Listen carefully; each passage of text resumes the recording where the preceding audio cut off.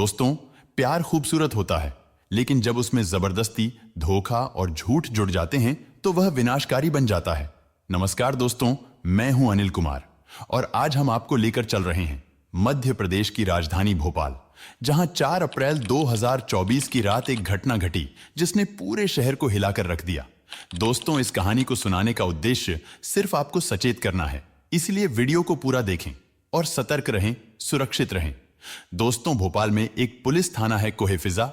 4 अप्रैल की सुबह करीब 4 बजे का वक्त था। कोहे-फिजा थाना इलाके में उस रात ड्यूटी पर मौजूद टीआई ब्रजेंद्र मशको को सेज अपोलो अस्पताल से खबर मिली कि एक महिला की संदिग्ध हालत में मौत हो गई है। ऐसे मामले अक्सर गंभीर होते हैं, इसीलिए टीआई कोहे-फिजा तुरंत अपोलो सेज अस्पताल पहुंच गए। वहां मौजूद डॉक्टरों ने बताया कि करीब 1 घंटे पहले अस्पताल में नर्सिंग हेड के पद पर काम करने वाली नर्स रिया को उसका परिचित दीपक कटियार बेहोशी की हालत में लेकर आया था। लेकिन जब डॉक्टरों ने जांच की तो पता चला कि रिया बेहोश नहीं, बल्कि उसकी मौत हो चुकी थी। इस दौरान उन्हें अस्पताल लेकर आए युवक दीपक ने बताया कि रिया 1:30 बजे के आसपास उसके साथ थी, जिसके बाद वह अचानक चक्कर खाकर गिर गई थी। दीपक कटियार अस्पताल में मौजूद था या नहीं, यह तो बाद में साफ हुआ, लेकिन उसने पुलिस को वही बातें बताई जो पहले डॉक्टर्स को बताई थी। इतना जरूर पता चला कि दीपक तृप्ति अस्पताल में एडमिन इंचार्ज के पद पर काम करता है। कोहे-फिजा इलाके से लाल घाटी पास होने के कारण वह रिया को पहले तृप्ति अस्पताल ले गया था। वहां भी डॉक्टरों ने जांच के बाद रिया को मृत घोषित कर दिया था।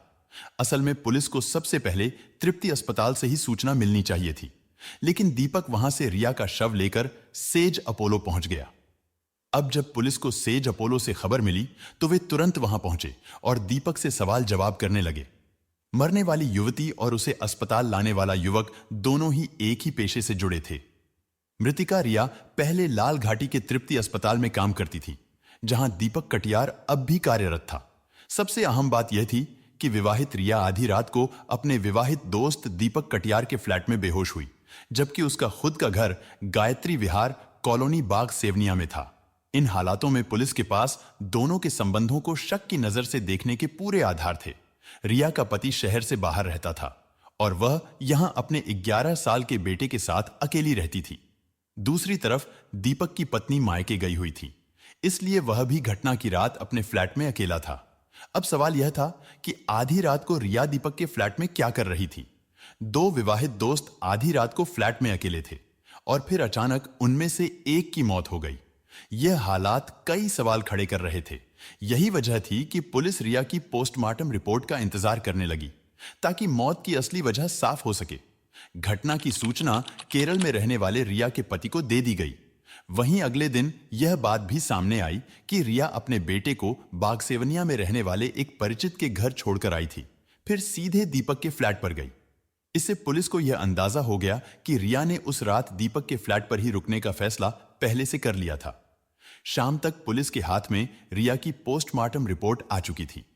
रिपोर्ट में साफ लिखा था कि उसकी मौत गला दबाने से हुई थी। इतना ही नहीं, रिया के गले पर हल्के काले निशान भी पाए गए थे। रिपोर्ट में यह भी स्पष्ट था कि जब उसे अस्पताल लाया गया तब उसकी मौत को करीब 4 से 5 घंटे बीत चुके थे। इसके अलावा मेडिकल रिपोर्ट में यह भी सामने आया कि मौत से ठीक पहले रिया के साथ शारीरिक संबंध बनाए गए थे। अगर उसकी मौत रात 10 बजे के आसपास हुई थी तो साफ था कि दीपक झूठ बोल रहा था कि रिया रात 1:30 बजे अचानक बेहोश हो गई थी। पुलिस को यह समझते देर नहीं लगी कि मेडिकल फील्ड से जुड़े होने के कारण दीपक को अच्छी तरह पता था कि समय बीतने से गले के निशान हल्के पड़ जाएंगे, जिससे शक की सुई उसकी ओर कम जाएगी। पोस्टमार्टम रिपोर्ट से साफ था कि रिया की मौत कोई हादसा नहीं बल्कि हत्या थी। पुलिस को भी समझ आ गया था कि कातिल कौन हो सकता है, इसीलिए उन्होंने दीपक से सख्ती से पूछताछ शुरू कर दी। शुरुआत में दीपक वही घिसी पिटी कहानी सुनाता रहा जो उसने रात को अस्पताल में बताई थी, लेकिन जब उसे समझ आ गया कि अब उसके बचने के सारे रास्ते बंद हो चुके हैं तो आखिरकार उसने सच कबूल कर लिया। उसने बताया कि रिया उस पर ऐसी चीज के लिए जबरदस्ती कर रही थी जो वह कर ही नहीं सकता था। इसी बात से तंग आकर उसने गला दबाकर रिया को मार डाला, फिर पूरी कहानी पुलिस को सुना दी। करीब 4-5 साल पहले दीपक कटियार कानपुर से भोपाल आया था। उसे तृप्ति अस्पताल में एडमिन हेड की नौकरी मिल गई। वहीं रिया पहले से ही नर्सिंग डिपार्टमेंट की हेड थी। एक ही जगह काम करते करते दोनों की जान पहचान हो गई और धीरे धीरे दोस्ती भी गहरी हो गई। दीपक को दक्षिण भारतीय लड़कियों का आकर्षण पहले से ही था, इसलिए केरल की रहने वाली रिया उसे पहली नजर में ही पसंद आ गई। जब दोनों की पहली बार मुलाकात हुई थी तब रिया 32 साल की थी और 6 साल के बेटे की मां भी। अब वही बेटा 11 साल का हो चुका था। रिया के लिए दीपक पहले तो बस अस्पताल में साथ काम करने वाला एक आम सहकर्मी था। उसने कभी उस पर ज्यादा ध्यान नहीं दिया, लेकिन दूर के शहर में रहकर काम कर रही रिया को इतना तो पता था कि आसपास के लोगों की नजरें क्या कह रही हैं। कहते हैं औरत की इंटू बहुत तेज होती है, वह सामने वाले की नजरों से ही समझ जाती है कि दूसरा क्या सोच रहा है। रिया को भी जल्दी ही समझ आ गया कि दीपक उसे दिल ही दिल में चाहने लगा है। कहते हैं जब कोई चाहने वाला हर पल नजरों से अपनी मोहब्बत का इजहार करता रहे तो सामने वाला भी धीरे धीरे उसके जज्बातों को महसूस करने लगता है। यही रिया के साथ हुआ। शादीशुदा और एक बच्चे की मां होते हुए भी वह खुद से करीब 5 साल छोटे दीपक की मासूम दीवानगी को नजरअंदाज नहीं कर सकी। पहले तो उसने खुद को समझाने की कोशिश की, मगर दिल के जज्बात कब तक दबे रहते। धीरे धीरे उसकी आंखें खुद ही उसका हाल बयां करने लगी। दीपक भी समझ गया कि अब उसका प्यार एक तरफा नहीं रहा।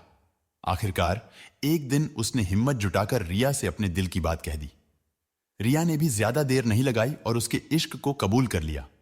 बस फिर क्या था, उनका प्यार दिन बदन गहराता चला गया। एक ही अस्पताल में काम करने की वजह से दीपक और रिया को मिलने के बहाने की कोई कमी नहीं थी। ऊपर से उन दिनों दीपक भोपाल के कोहेफिजा इलाके में अकेले एक फ्लैट में रहता था, जहां बेझिझक किसी के भी आने जाने पर रोक टोक नहीं थी। यही वजह थी कि जब भी मौका मिलता दीपक रिया को अपने फ्लैट पर बुला लेता। वहां उन्हें कोई टोकने वाला नहीं था, कोई रोकने वाला नहीं था। बस फिर क्या था, दोनों घंटों एक दूसरे की बाहों में खोए रहते। जब साथ बिताए लम्हे खत्म होते तो रिया खुद को संभालती, अपने कपड़े और उलझे बाल ठीक करती, फिर या तो सीधे अस्पताल लौट जाती या अपने घर। लेकिन हर बार अगली मुलाकात का इंतजार उनके दिलों में पहले से ज्यादा बढ़ जाती। रिया का पति केरल में रहता था, इसलिए वह मुश्किल से 2-3 महीने में 1 हफ्ते या 10 दिन के लिए ही भोपाल आ पाता था। पहले रिया को यह दूरी बहुत खलती थी। वह अक्सर पति से शिकायत करती कि या तो वह अपना काम छोड़ भोपाल में उसके साथ रहे या फिर वह अपनी नौकरी छोड़कर केरल चली आए। रिया को अकेले रहना बिल्कुल पसंद नहीं था, लेकिन जब दीपक उसकी जिंदगी में आया तो हालात बदल गए। जो रिया कभी अपने पति के आने के दिन गिना करती थी, अब चाहती थी कि वह आए ही ना। पति के भोपाल आने पर ना तो उसके चेहरे पर पहले जैसी खुशी दिखती, ना ही वह प्यार में वह गर्मजोशी दिखती जैसी पहले दिखाया करती थी। पति को यह बदलाव महसूस हुआ। उसने 1-2 बार रिया से इस बारे में बात भी की, लेकिन रिया ने उम्र बढ़ने और जिम्मेदारियों का बहाना बनाकर बात टाल दी। रिया के पति को यह बदलाव साफ नजर आ रहे थे। पहले जहां वह जल्दी जल्दी तैयार होकर अस्पताल चली जाती थी, अब घंटों सजने संवरने में लगा देती थी। यह सब देखकर उसके पति को शक होने लगा। कुछ महीनों बाद जब हकीकत खुली कि रिया किसी और से प्यार करने लगी है, तो उसका दिल टूट गया। गुस्से और दुख में आकर उसने भोपाल आना जाना लगभग बंद कर दिया। लेकिन रिया को इससे कोई फर्क नहीं पड़ा। अब उसे बस दीपक की परवाह थी। वह दीपक के इश्क में बुरी तरह पागल हो चुकी थी। रिया का पति उसे लगभग छोड़ चुका था, तो अब वह पूरी तरह दीपक पर टिक गई थी। पहले तो दीपक ने खुद ही कई बार उससे शादी करने का वादा किया था, लेकिन जैसे जैसे समय बीता उसकी सोच बदलने लगी। 3-4 साल तक रिया के साथ हर पल को जीने के बाद अब दीपक की दिलचस्पी कम होने लगी थी। वहीं रिया को डर था कि कहीं उम्र बढ़ने के साथ उसकी जिंदगी में कोई और ना आ जाए, इसलिए वह जल्द से जल्द दीपक से शादी करना चाहती थी, ताकि हमेशा के लिए उसे अपना बना सके। दीपक ने पुलिस को बताया कि एक तरफ रिया मुझ पर शादी का दबाव डाल रही थी और दूसरी तरफ घर वाले अपनी पसंद की लड़की से मेरी शादी करवाने पर अड़े थे। रिया से शादी करना नामुमकिन था, इसलिए मैंने उसे किसी तरह मना लिया और जून 2023 में घर वालों की बताई लड़की से शादी कर ली। रिया इतनी आसानी से नहीं मानी थी। उसने शर्त रखी थी कि मेरी पत्नी भोपाल नहीं आएगी, उसे कानपुर में ही रहना होगा ताकि हमारे रिश्ते पर कोई असर ना पड़े। लेकिन हालात उसके मुताबिक नहीं रहे। शादी के बाद मेरे परिवार वालों ने जबरदस्ती मेरी पत्नी को भोपाल भेज दिया। इतना ही नहीं, मेरे माता पिता भी अक्सर भोपाल आकर मेरे साथ रहने लगे, जिससे रिया को और गुस्सा आने लगा।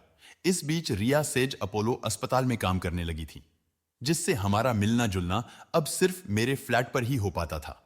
लेकिन जब मेरी पत्नी और माता पिता भोपाल आकर रहने लगे तो यह सुविधा भी खत्म हो गई। अब रिया मुझे अपने घर बुलाने लगी। दीपक ने पुलिस को बताया। मुझे उसके घर जाने में कोई दिक्कत नहीं थी, लेकिन जब भी मैं जाता वह मुझे वापस नहीं आने देती। हर बार जिद करती कि मैं रात भर वहीं रुकूं। इससे घर लौटकर पत्नी और माता पिता को जवाब देना मुश्किल हो जाता था।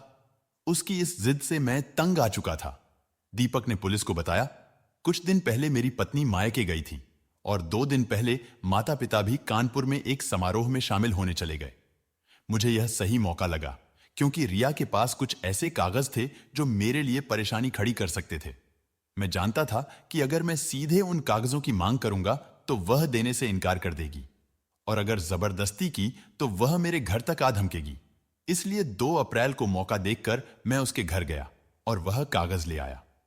जब रिया को इस बात का पता चला तो 3 अप्रैल की दोपहर वह सीधे मेरे फ्लैट पर आ पहुंची। उसने अपने बेटे को एक परिचित के घर छोड़ दिया था, जिससे मुझे समझ आ गया कि वह आज रात यहीं रुकने वाली है। उसने आते ही मुझसे अपने कागज मांगे और इसी बात पर हम में बहस भी हुई, लेकिन मैंने प्यार का नाटक करते हुए उसे किसी तरह मना लिया और फिर हम दोनों के बीच शारीरिक संबंध बने। वह इस शर्त पर फिजिकल होने के लिए राजी हुई कि इसके बाद मैं उसके कागज लौटा दूंगा, लेकिन मेरा ऐसा कोई इरादा नहीं था। इसलिए जब वह देह सुख में मदहोश हो गई तो मैंने मौके का फायदा उठाकर उसका गला दबा दिया। योजना के मुताबिक मैं उसकी लाश के साथ करीब 4 घंटे तक फ्लैट में रहा। फिर उसे अस्पताल ले जाकर वहां के स्टाफ और पुलिस को अपनी घड़ी हुई कहानी सुना दी, लेकिन पोस्टमार्टम रिपोर्ट से साफ हो गया कि यह हत्या है। पुलिस ने सख्ती से पूछताछ की, जिसमें सच्चाई सामने आ गई। इसके बाद दीपक को गिरफ्तार कर अदालत में पेश किया गया, जहां से उसे जेल भेज दिया गया। तो दोस्तों, हमें हमेशा अपने फैसलों और भावनाओं पर काबू पाना चाहिए ताकि हम गलत रास्ते पर ना चल सके। हमारा उद्देश्य यह है कि लोग इन घटनाओं से सीखें और गलत रास्तों पर चलने से बचें। यह कहानी एक अहम चेतावनी है जो हमें बताती है कि जीवन में सही फैसले लेना कितना जरूरी है। हमें मिलकर एक बेहतर समाज बनाने की कोशिश करनी चाहिए, जहां प्यार और ईमानदारी की अहमियत हो। ऐसी सच्ची घटनाओं और उनसे मिले संदेशों के साथ मैं फिर लौट कर आऊंगा। तब तक के लिए सुरक्षित रहे, सतर्क रहे और याद रखें कि हर कदम सोच समझकर उठाएं। जय हिंद, जय भारत,